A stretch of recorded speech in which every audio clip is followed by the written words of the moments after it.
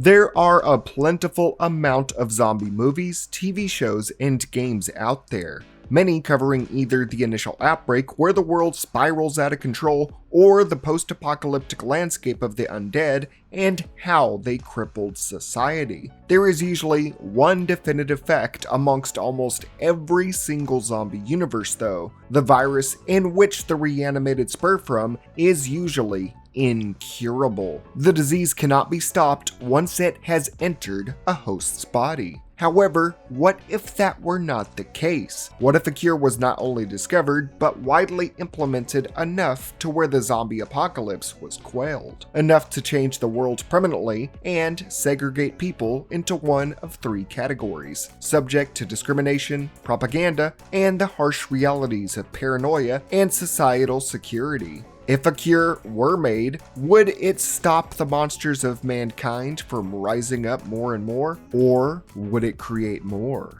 Today, we are discussing the CURED. Can society live with a post-cure zombie world?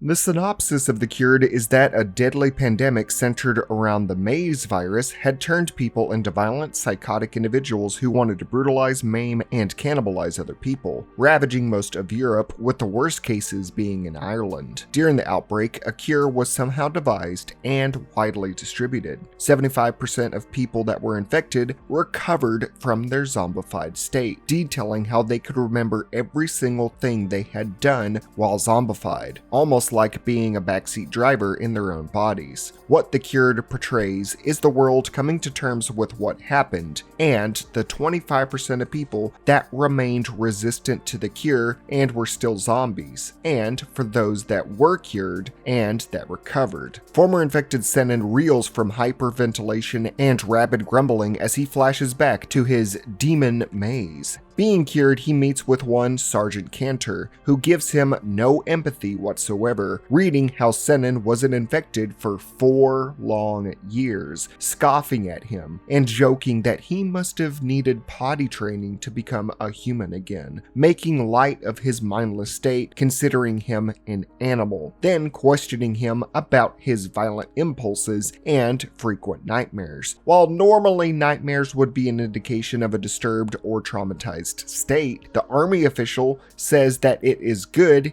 that he deals with these traumatic nightmares, saying they're penance for the horrible deeds that he committed, that nightmares are the only conscious part of humanity remaining within him since he is barely even human after being cured. He then reminds Senin of all the people that died by his infected hands and how he is guilty no matter what. A brief glimpse into how the public views those that were able to return from infection and get out of the maze. But how will they not be trusted or even considered fellow humans by the healthy populace? He is told he will basically be put on probation, receiving weekly checks from the sergeant, and any tardiness or no-shows with him or his place of employment will be met with drastic consequences, especially if he shows any violent, angry, or antisocial signs that could lead people to believe he is turning back into an infected. All cured are kept within high security camps up until this point, until they are deemed mostly fit to return to society, but only within heavily restricted rules and confines. As they say, an ounce of prevention is worth a pound of cure, so for all healthy individuals keeping those that were once zombies on a leash or in cages, this is the only way.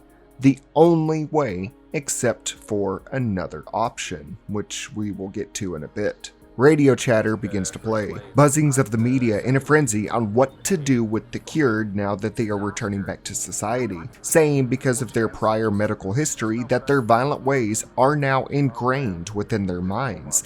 Violent crimes are up, vandalism is up. Places like Ireland have sunk even lower since bringing them back into society. Others argue it is because of the mistreatment and prejudice towards the former infected that causes them to lash out in the first place, being called less than human. Animals, monsters. Reality crashes forward as the cured are bussed into the city where protesters pile in, screaming at them to go back where they came from, calling them scum, murderers. The buses themselves look and feel like prison buses, taking them from one prison to another. The first signs of civilization they see in ages are literal signs saying there was no cure and that these people are all murderers. A grim reminder that even though they were able to break free of being casted out of their own body, that they now must be outcasts amongst the living. Perception of them and of themselves will make life almost unbearable. The healthy majority say that the cured serve no purpose in being brought back to society. They either are violent and can bring about another outbreak, or simply mope about like mindless zombies not doing work. They only really are there to spread fear. That despite not being in control of their own bodies, that they still committed the worst sin possible. For that, they should all be exterminated for their heinous acts. Family of people that have been cured say how this has all forced them to ostracize them, to watch their mental state decay further, and to even end their own lives. The cured themselves must sporadically balance coming to terms with all of this. The words of not only those around them, but the words of their own mind, ping-ponging them in every direction. The words of family and officials. What place do they have in the world now and tomorrow? Zenon goes to his sister-in-law Abby's house, which was formerly his house before he was infected, to live, and their first conversation is met with dark humor. I was gonna hire an interior designer, but they all got eaten. Zenon remarks about how people were cannibalized, and for the first time in the movie, smiles and even laughs, maybe showing he still bears with him excitement at the thought of eating the living.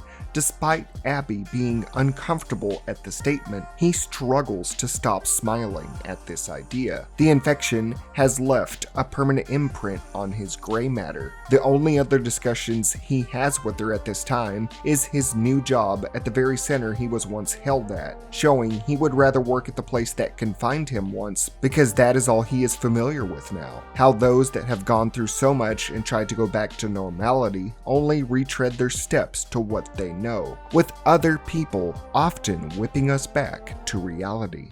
Are you one of the cured? Yeah. Will you be sick again? I don't think so. Is it nice to be back? Yeah. It is. Children are unfiltered in what they say, directly asking him about his afflictions without any restriction. Everything is soaked in, where even the most innocent people are concerned about the disease. Children just callously ask. Nowhere and no one is safe from prompting him of his state and what his place is in society. He sits in his room alone, reflecting on this, remembering the day he was afflicted with the Maze virus, in the very house he now rests in. How his friend Connor from the Maze holding camp was the very zombie that originally bit him, and how, because of this bite, Zenon had immediately turned and proceeded to slaughter his own brother, and how he could remember every detail, breaking through the door and killing his brother. Abby had previously asked Zenon if he knew of his brother's, her husband's, whereabouts, as he had been missing since the outbreak had started. Zenon cannot admit to anyone what he did, how he murdered his own brother, her husband, in his feral psychosis. I mean, how could you? How can you tell a wife and son you killed the man of their life with your own hands? Because you could not control yourself and you remember all of it. You just can't. Parallel to this, Connor also attempts to return to his former life. He tries to reconcile with his father and go back to working as a lawyer, but is swiftly met with instant aggression by his dad. Before Connor had bitten Senan, he had cannibalized his own mother while his father could only watch. And because of this, Connor's father will never forgive him or even look his way. I saw what you did to her. You're a monster. There is no going back to the life that they once lived. As Connor later states, They're all the same and they know the truth. Senan goes to work at a hospital at the infected encampment, specifically in a housing district where zombies that were resistant to the cure are held. Working with the doctor during a clinical trial, does he observe that the infected do not show any aggression towards him.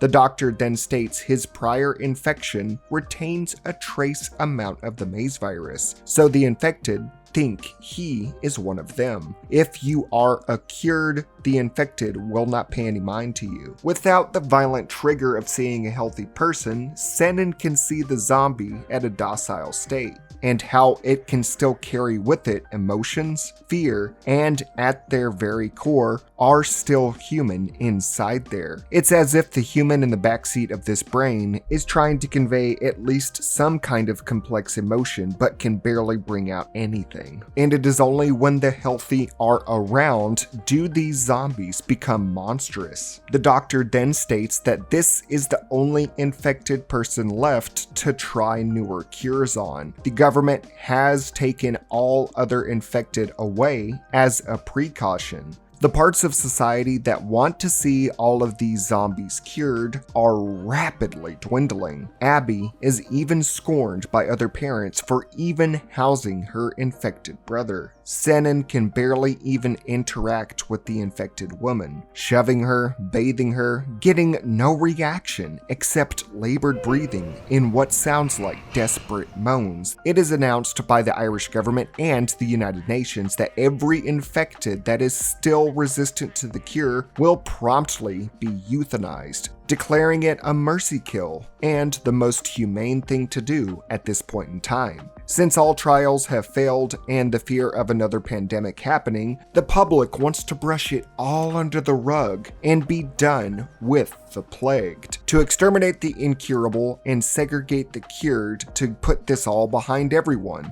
With these revelations, the cured begin to speak of their situation and a possible rebellion. They understand why people are scared, but they are sick of being treated like lepers, saying their living situations far outweigh anything the healthy experience in their paranoid state. When Senan brings about the information that the resistant do not attack the cured, Connor simply states, Means we're safer with them than the rest. The sergeant from earlier confronts Connor, saying he has been skipping work, and doing so violates his order. The sergeant makes it clear Connor, as a cured, has no say or control over any aspect of his life anymore. Being less than human means they must obey those that are human. The sergeant wants Connor to screw up so he can prove he is not human, to violate the order of antisocial behavior. To do so, knowing what transpired with Connor's father, the sergeant whispers to him, Stop harassing your family. They don't want you back. goading Connor to attack him so that the army personnel can violently bring him down. All of the cured in the room can only sit idly by and watch while the sergeant abuses his power and says that this is not their world anymore. The sergeant not doing so because of the disease or the fear surrounding it, but because he is in a form of power above him, because of the people that some of these cured were before. Connor was a former lawyer and politician running for election before he was infected. So, the sergeant dons a thinly disguised veil of prejudice to lord over those he deemed acted above him when society was still together. He relishes being in power above these downtrodden people. The cured know if they try any kind of retaliation considered even slightly antisocial, physical, or verbal, that they will be taken down. The public simply does not care about their plight. With such a nightmare becoming further back in the rear-view mirror, everyone just wants things to be back to order. They don't want another outbreak, and they don't want to be reminded of anything. Abby even speaks on a Skype call about her job as a news reporter, needing to cover how the resistant are still living human beings that deserve a second chance instead of just being killed and forgotten about. But her boss curbs the idea, suggesting a better story. Look, I do have something for you to cover. The first McDonald's is reopening. I need some coverage. The priority of having news of Ronald McDonald crawling back out of the sewers being more urgent than the impending execution and the ethics surrounding the infected wouldn't be too far off from our own reality.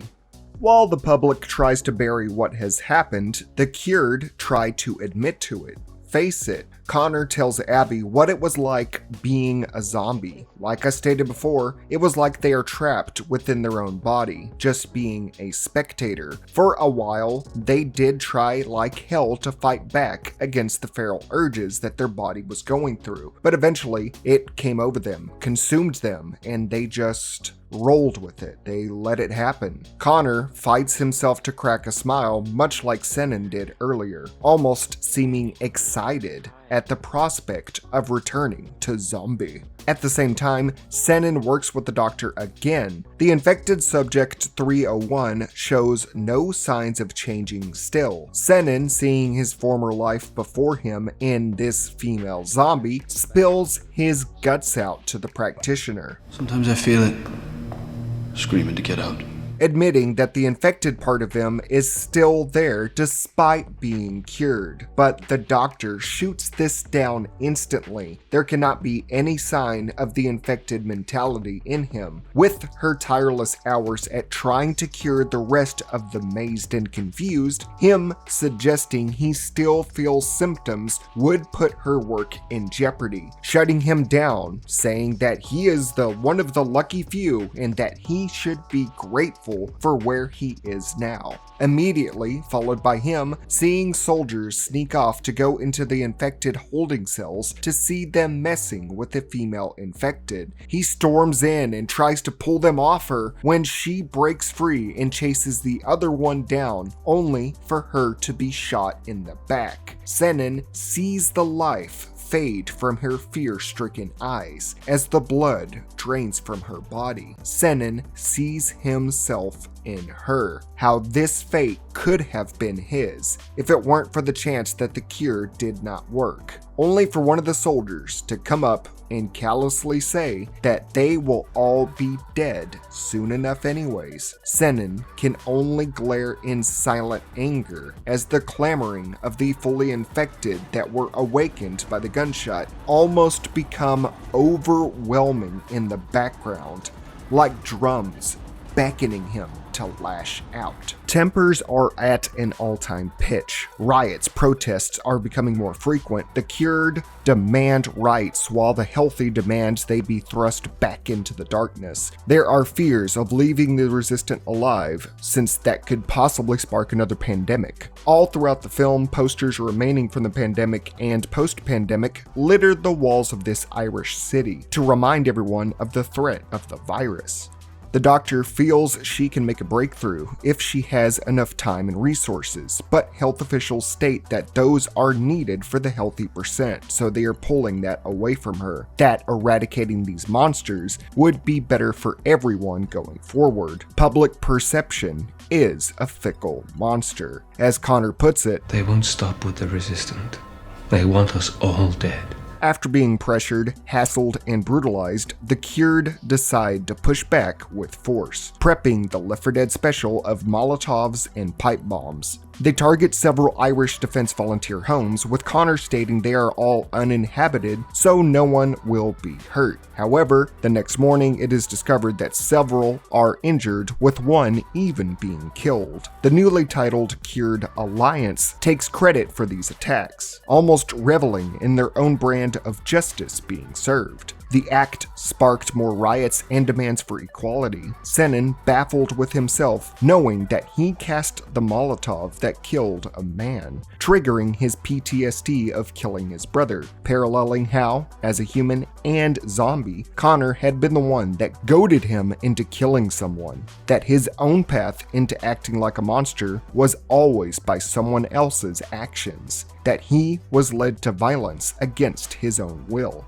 Yet he also may have acted on his own, blurring the line between freedom and control. The doctor even tells him that everything he did was not his fault. It was the sickness that made him do what he did. But post-cure, he didn't know if this was actually the case. For a brief period, after Abby admits she knows her husband Luke is dead, we get a glimpse into a life that could be enjoyed, where everything was quiet and made sense, like nothing had ever happened. They walk outside the city limits and just enjoy the view, to gaze at sights Luke and Senin once looked at as children, to enjoy dinner and casual conversation. But the tangibility of his affliction and his actions quickly puts a stop to this. As the child asks Senin of his bite mark, Connor walks in the house. He is straight to the point, discussing the recent terrorist attacks. How, if the infected returned to the streets, would not pose a threat to the cured,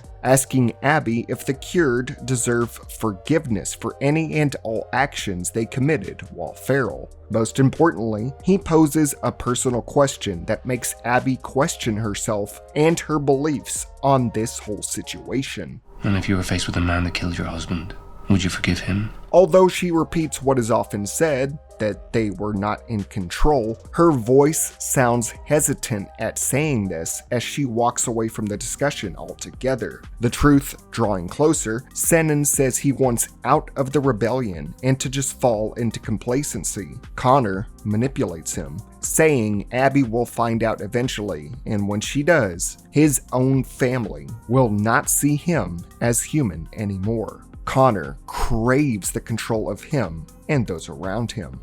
Senin attempts to return to normalcy with the child by taking him to school the next morning. Again, but more briefly, feeling as if everything was like it was before. While this goes on, the sergeant arrives at their home to confront Abby. She immediately addresses how abusive he is towards Senin before he responds in jest with Connor and their behavior. He reveals that the infected have an almost telepathic connection between each other, working as a pack to decide what to do with someone, who to kill or infect. That her housing a cured within their home will always be dangerous, that because they hold the maze virus within them, they are connected in a primally violent manner, that no matter how the cured may act or seem innocent, they will always communicate with one another to reach bloody ends. At their core, they will always be monstrous. Abby investigates the cured compound to find out answers for herself, seeing some cured in a room circled together, behaving like the resistant, like the feral infected, growling and animalistically shaking. Recording this, and Connor saying that they will use the resistant to forcefully gain control back from the healthy, to take the country back. A window into this man's thoughts, since his political career and thirst for power was cut short by the maze virus.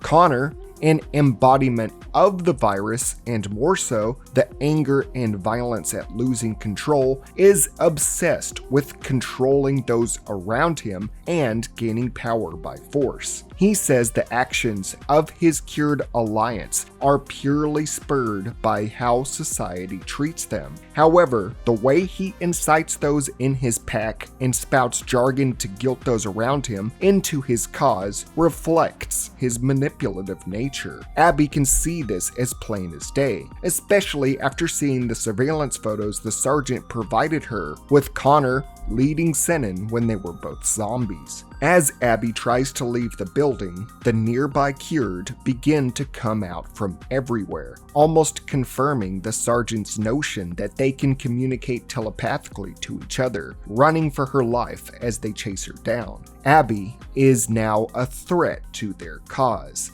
not just because she filmed their behavior and plans of unleashing the dead, but because she knows exactly who Connor is on the inside. Connor commanding his flock exemplifies his persona as the human version of the maze virus, constantly reinforcing violent ideals to reach his own end, to turn those around him into mindless servants doing his bidding while feigning the idea that they are family. As the sergeant had told her, They decide who to kill and who to infect.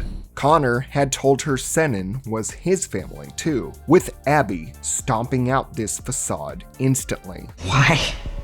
Because you killed together? Because you're a pack? That's not a family, it's a sickness. As the extermination of the Resistant is slowly underway, the doctor finds that Subject 301 is standing upright and calm. Thinking she may just have done it, she might have just found the cure in the nick of time to save all of the Resistant and calm the drums of war. However, Subject 301 snaps out of this fugue state and immediately attacks her, prompting armed guards to apprehend it as the doctor cries out, knowing she failed and nothing more could be done. She thought the infected anger was sedated, but instead was lying dormant to lure her into a false sense of security. Regardless, she still wanted to do everything she could to save them, and specifically Subject 301. That night, a home invasion occurs when Senan is violently assaulted in his house with a 2x4 as the assailant yells and spray paints the words, "Cured scum." The police response the next morning boils down to them stating they can't do much as violent crimes against the cured are a common occurrence, with the policemen too afraid to even say the word cured, treating the word as derogatory and something that only either racist, the fearful, or the cured themselves can say. Senan realizes violence can happen to him and his loved ones and immediately goes to Connor's cause. However, upon arriving, he realizes how things are only going to get worse. The doctor has now allied with the Alliance. Desperate to get Subject 301 back, they all arrange a heist. Connor, again, manipulates those around him, proclaiming that the Resistant are just like the cured and need to be saved. But in reality, he wants to hold these infected in captivity as a trump card against the healthy, to have a looming threat of causing another maze virus outbreak if he doesn't get what he wants. Abby contacts the sergeant, informing him of Connor's plans as the IDV raids the cured compound. Everyone attempts to flee except for Senan, who allows himself to be captured. Despite going back to Connor, he simply cannot get behind him. While he is arrested, Connor goes out and finds Abby, calmly telling her she wasn't thought who he thought she was, that the cured and the healthy will never be the same. That fear is okay to experience because they are so different. Abby acknowledges his mental gymnastics at trying to infect her mind to control her. Her history as an investigative journalist leads her to conclude his motives. All because Daddy wouldn't get you a job? Exposing his nature as a person, someone who lost power and is desperately trying to get it back through any means necessary. Connor only digs deeper at her though, revealing he was involved in her husband's death, as was Senan. Imagery of the zombified Connor being attacked by Senan's brother implies his control is slowly being broken. Senan himself is interrogated by the sergeant, faced with the man that once abused him, saying that Connor is using him, infecting his mind as he did before, acting as if he is helping in any way. He wants information on Connor's plans and offers help to Sannon's family in return for that info. A reverse side of the coin, attempting to manipulate the human side of Sannon to exterminate the non-humans around him. Sannon does not utter a word and simply returns home to Abby. She confronts him on what happened. She now knows the truth. How Luke and Sannon went to the house to go find her when the outbreak had began. How Connor, as a zombie, infected him there. How Sannon had turned and immediately killed Luke, all in the house that he had stayed in with her, not telling her what happened, but instead offering her this old sentiment. I wasn't in control. Believe me, I didn't know what I was doing. Knowing this, Abby screams for him to get out of the house. Sannon, now out on the street, is living what Connor had told him before, that when his family finds out, they will not see him as human anymore. It's here we see the image of zombie Sannon after the killing, resting his head on the stoic, zombified shoulder of zombie Connor, with Sannon acting weak and remorseful as Connor simply stares blankly into nothingness, as if he is saying, "Good job, my Discord kitten." Okay, not really saying that, but you can see what I mean. Meeting with Connor at the baths, Sannon is told by him that he is the only family that Sannon has got, thinking because he told Abby of their involvement in Luke's death that she would cast Sannon out, and in turn, Sannon would have nowhere else to go except into his cold embrace. Sannon, however, plays this to his advantage, luring Connor into a place where the sergeant can arrest him. Connor is baffled at this decision, siding with the healthy, more so siding with those that will bring about the end of his search for power. The sergeant even reiterates this. I did tell you, Connor. It's not your world anymore.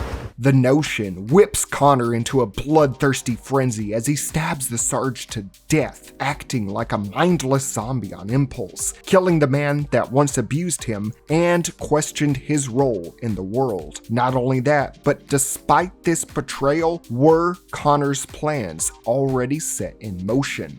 Disguising his Alliance members as medical staff, they infiltrate the quarantine camp where the Resistant are held and begin to kill soldiers on the base. The Doctor is guided into the security room with the promise that Subject 301 will be released, until she is held at gunpoint as an Alliance member forces her to open all other holding cells to release every infected, realizing just now that she was mentally infected by Connor to get her to release the physically infected all at once for his master plan, all while Sannon walks amongst the unharmed, unnoticed amongst the mindless Resistant. Sannon clashes with the Alliance member in this horde and kills him, showing despite everything saying the enemies were the healthy all along, one of the obedient dies amongst the Resistant. A female Alliance member blows herself up at an army gate to allow the infected to roam free, sacrificing herself for what Connor deemed the greater good, using her as a disposable pawn. The sound of these explosions draws the attention of the masses outside to cause chaos. But amongst all of the 25%, does only one Resistant stay put in their room. Subject 301 almost seems like she is in a trance,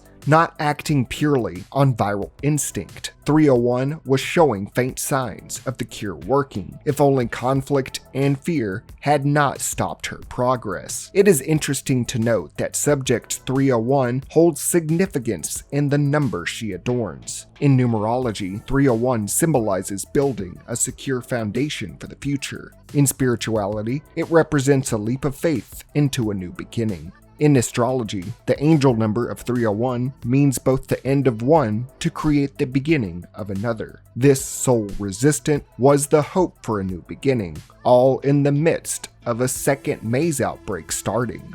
Whichever direction the world will take, Subject 301 will be at the heart of it. As the Resistant breach containment and attack, the Doctor goes and sits with Subject 301. She is cured. She is human again. They share a tender kiss. hope is returning. Only for it to instantly be quashed. She had achieved her goal, to not only devise a cure for the 25% that were resistant, but to bring back her lover. Yet this revelation will not come out immediately, as she acted rashly into the palms of a violent maniac. As chaos hits the streets, Abby is taken into safety by UN troops. She begs for Senan to go to the nearby school and ensure her son Killian is safe. Connor, on the other hand, quietly meanders through the attack, seeing eye to eye with a freshly infected person, giving him the same ocular pat-down he did with Senan when he was first infected, only this time with conscious control. Before the zombie is shot and killed, blood on his visage, metaphorically and physically, he just looks at the healthy soldier that gunned down the zombie. The soldier does not know Connor was the very cured that caused this new outbreak. The power-hungry, balding maniac blends in amongst both sides, not fearing the dead or the living. A snake amongst monsters and men,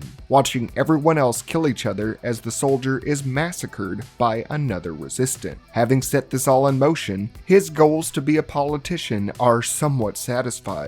Propping up a war he only has to bear witness to. Abby makes her way to a safe zone as the cured fearfully flood in, wanting to get in as well, forced to stay outside, segregated out. Despite them being safe from the resistant, they still fear for their lives. This does come to Connor's advantage, silently stalking Senan as he retrieves Killian. Connor allows a nearby infected to attack them, forcing Senan to pin it down as he tells the boy to run for his life. Connor smacks him in the back with a pipe to make Senan let go of the zombie, as more infected rush upstairs after the child. Connor continues to beat on him, punishing Senan for his betrayal, launching a flurry of fists on his weakened former friend. Lackey. That is, until he is hit by gunfire. Connor was perceived by a soldier as a fully infected due to his ravenous behavior at a glance. He had allowed the resistant to go and attack a child, resorting to violence to get to his own means. He was no different from the mindless zombies he once was a part of. Yet, as he lay bleeding out on the pavement, Senan stands above him, looking down on him in his fragile state, ready to bash his brains in, shaking from anger at everything Connor had done. Before he can act on his violent impulses, he is stopped by Killian crying for help in the distance. Senan is immediately reminded of his humanity, the child he must look after, for his late brother and for the future. He leaves the sociopath in peace to do what he was meant to do. Senan kills the infected, cornering Killian under a car and quickly takes him. In that rescue mission, Senan finds Connor has already up and ran. Only his blood remains on the concrete. While awaiting for her family's return, Abby sees the segregation of the healthy and cured through the evacuation, angering her, causing her to spit on a soldier. While she is hit in the gut from retaliation, the distraction allows the crowd of both creeds of people to flood in. Unity through chaos allows her to leave quarantine to go out and search for Senan and Killian. She ends up having to defend herself and having to shoot 2 infected. She kills the entities she once said were not in control, but it was necessary. It's the cold hard truth of a zombie apocalypse. Risking infection or even death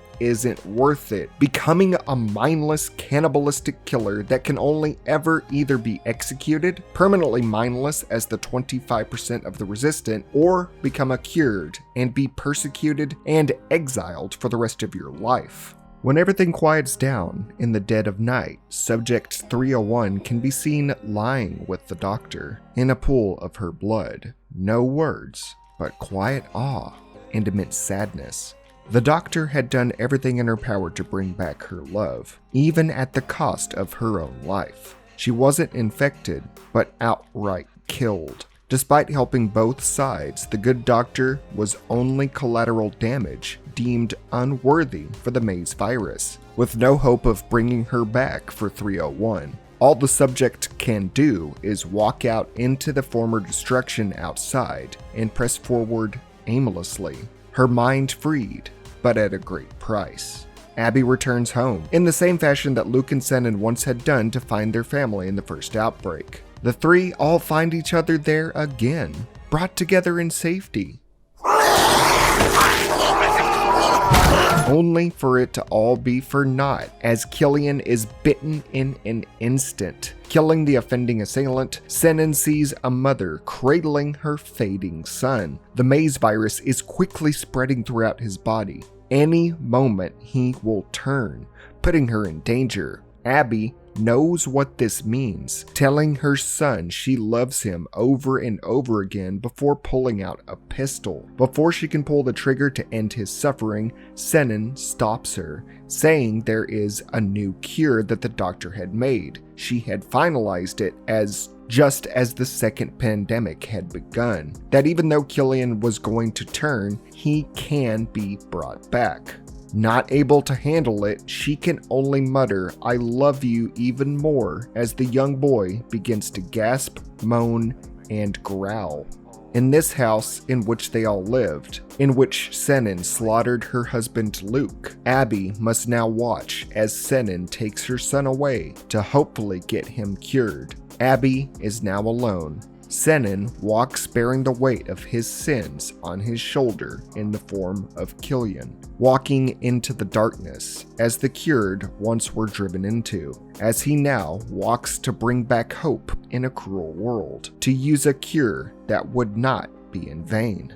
Broadcast reports are soon overheard by Abby. 8,000 people were infected in the Cured Alliance terrorist attack, spurring morality discussions on the treatment of the cured, the delayed disbursement of the new cure, and the government's rush to resorting back to executing all current resistant. The world, as it is, did not really change after all of this. People are still acting as they did before. The only real differentiating factor is that Connor now sits as the leader of the Alliance and is slowly gaining control in governmental decisions. He can be heard over the radio with posters of his leadership seen out on the street. Despite using people as puppets, leading them to their deaths, being the catalyst for all that just transpired, the evil man that was angry at the world for stripping him of power still rose to power in the end. As the maze virus lingered in the world, infecting the minds of the healthy, Connor did so with the cured. Corruption and hate still persevered. Radio broadcasts and television programs debated on the future of Ireland. The Alliance are ramping up their movement for cured rights, infected pockets still roaming around the island, the military scouring the island to kill or retrieve infected. Who knows how any of this will go?